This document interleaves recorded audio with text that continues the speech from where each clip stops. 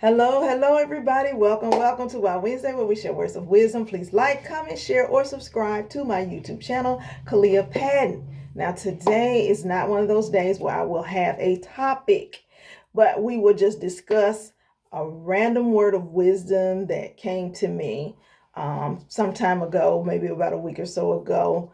And this is the word of wisdom. Um, some people may never understand how hurtful their words or actions were towards you. We know that's a true statement.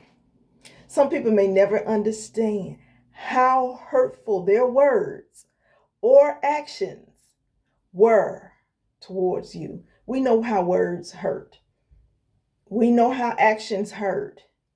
People say different words, and sometimes words trigger certain emotions, and they trigger trauma, and they trigger things that you would not have realized that they trigger, but they trigger something inside of you.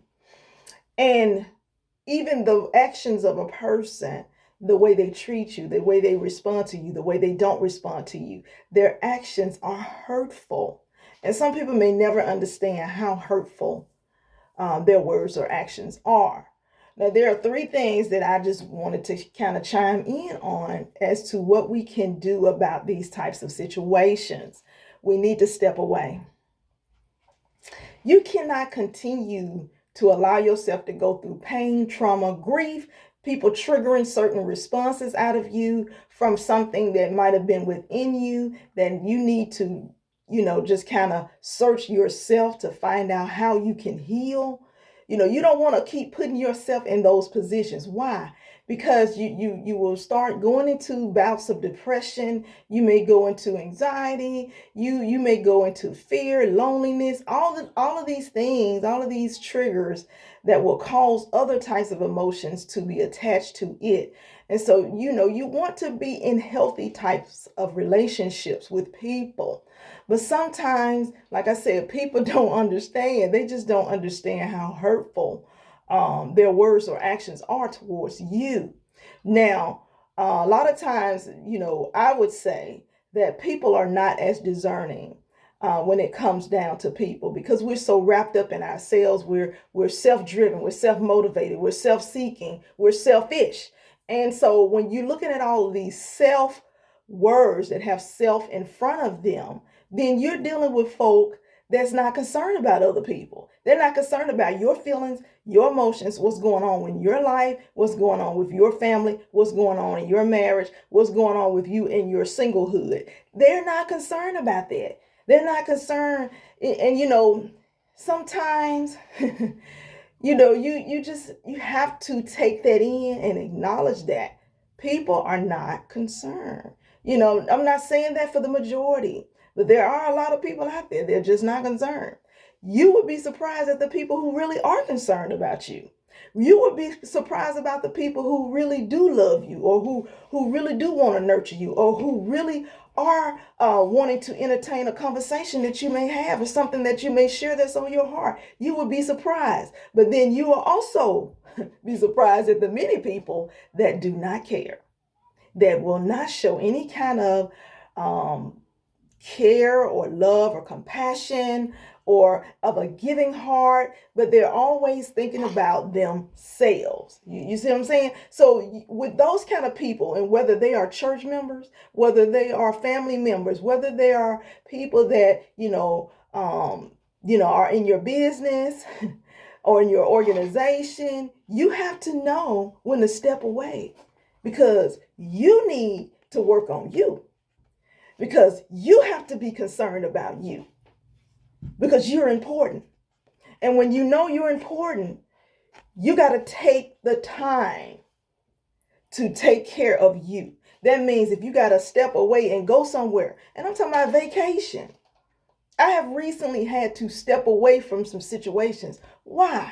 Because it was draining me. It was draining my energy. It was draining who I was. And so I began to step away. How did I step away? I took myself out of my routine. That's how I am able to deal with things that may be hurtful, the actions of people or the words of people may be hurtful, I tend to step away from my routine. What is my routine? What I do on a daily. Go to work, go to church, go to the grocery store, go to this, go to that. My stepping away may mean I'm going out of town for a few days. My stepping away may mean I don't want to go such a so-and-so place. So I'm just not going to go today. You see what I'm saying? That's healthy. That's functional. This day, I'm just doing something random. I may just go to the beach. I may just go somewhere and go on a shopping spree. Not too spree, okay? But I may do something like that to take care of me, to be concerned about me, because I gotta be, if nobody else is concerned about me, I need to be concerned about me. You feel what I'm saying? So, like I said, you got to find a way to step away. You got to find time to step away. It's healthy. It's healthy for you to do such a thing. And you will be glad of that, because guess what? Now it's your turn. It's your turn to focus on you, because no one else is concerned. You know, the people that may be around you. Now, there may be some people that's concerned, but the people that are around you that you may deem as, valuable, or somebody that you really entrusted, that really you looked up to, they are not for you. They're not supportive of you. Those are the ones that are hurting you. So you need to step away from them.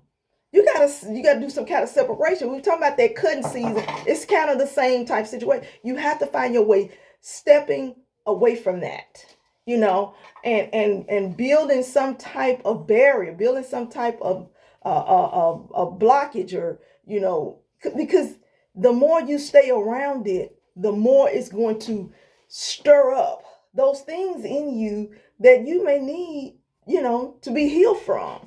And your time of healing, we're gonna get into that. Your way of healing could be the very thing that I'm talking about, stepping away. Because that's healthy. Because you can't be a doormat for folk. You cannot be a doormat. You cannot let people continue to slam doors in your face. And then you cannot be a doormat where people just stepping on you and you're allowing them to step on you. This is my child, and he's in here. He's trying to get attention. Trying to let people just continue to step on you. You cannot do that. So you have to step away. Now, the next one I want to say is process the pain. There's pain there because you've been hurt. There's pain there. So what do? You got to process that pain. Take inventory in your mind. You take an inventory in your mind to figure out where this pain is coming from and what what is triggering it. And it may just be the person that you're around. So you want to identify with that pain and see where it's really stemming from. What is the root of that pain? That's what you're doing in your mind. You're sitting down taking inventory, because you're a whole person and you've been here for X amount of years. And so there are things that has happened to you in your past up into the present that has kind of connected with what is going on with you currently. You see what I'm saying? Because that pain you feeling right now could have been the same type or level of pain that you experienced when you were 12 years old. You feel what I'm saying? So you got to make those kind of connections, because you want to get to the root of that thing, because you want to heal from that 12-year-old woman, or young lady, or that 12-year-old young man. You feel what I'm saying? Young adolescent. So processing that pain, taking inventory, and we're going to categorize it and say, okay, these are the things that happened that were connected to this type of pain, that were connected to, these actions that happened to me currently are the same actions that I encountered when I was XX years old. You see what I'm saying? So, like I said, step away, that's healthy, and then process the pain. All right. Now, the last one I was going to mention was get healed. And how do you get healed? Okay, after you acknowledged everything, after you stepped away, because you can't keep, you're not a garbage disposal, you're not a punching bag, you're not a doormat, you're not that person that's going to continue to allow somebody to slam the door in your face. But you got to be able, like I said, to step away and process the pain. Okay, So stepping away, that's good.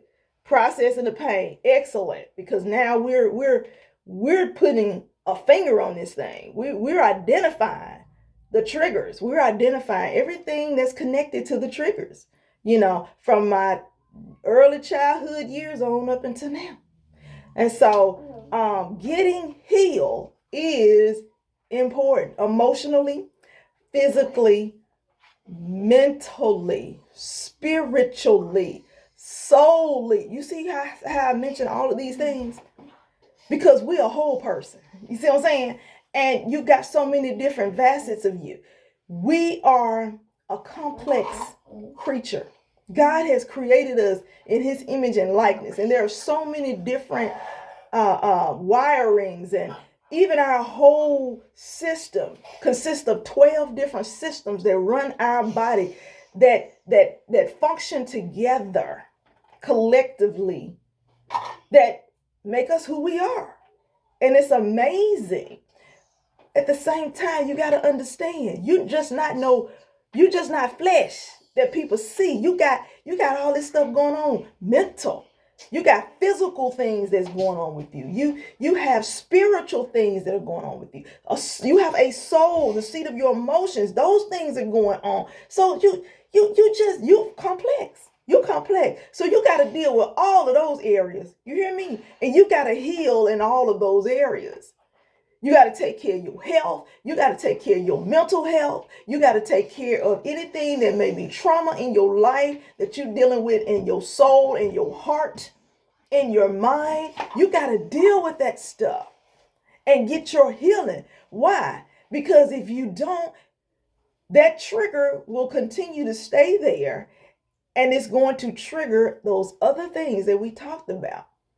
But the healing, when you allow the healing to take place, and the healing can take place through a spoken word, the healing can take place through you listening to songs of inspiration and motivation and songs of worship and praise that may be dealing with the issues you're dealing with.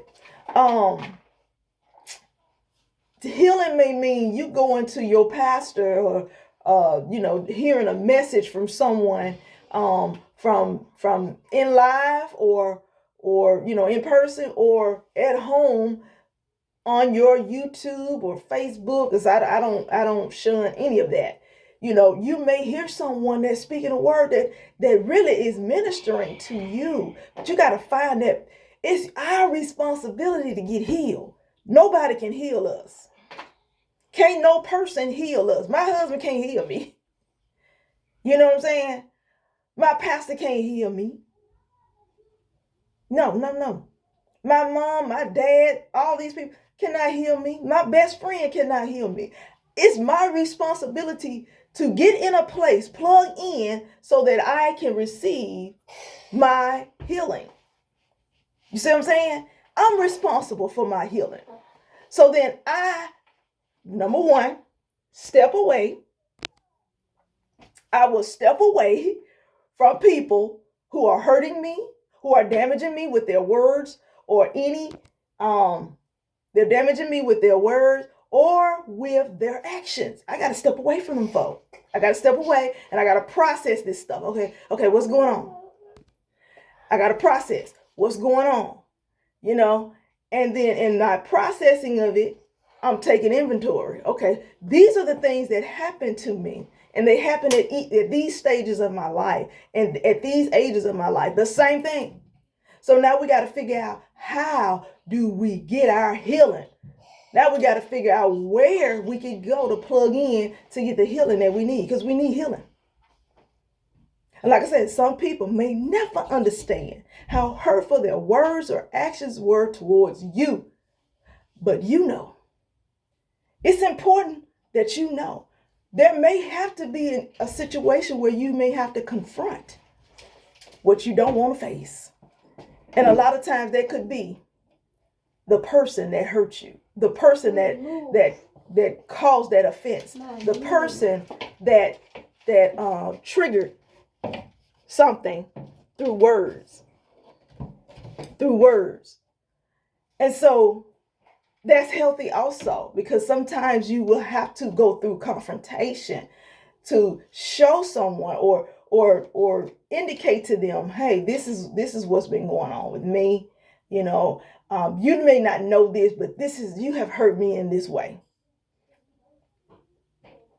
They may not say forgive me. They may not say I apologize. They may not try to make amends. They may not do any of that, this sort. But you have to allow them to see where they may have hurt you in one way or the other. And like I said, confrontation is good. It's healthy. Confrontation is healthy. So, like I said, some people, going back to our topic, some people may never understand how hurtful their words or actions were towards you. But you got to know how to step away, process the pain, get healed. And there may be times where you have to do confrontation to let the person know how they made you feel.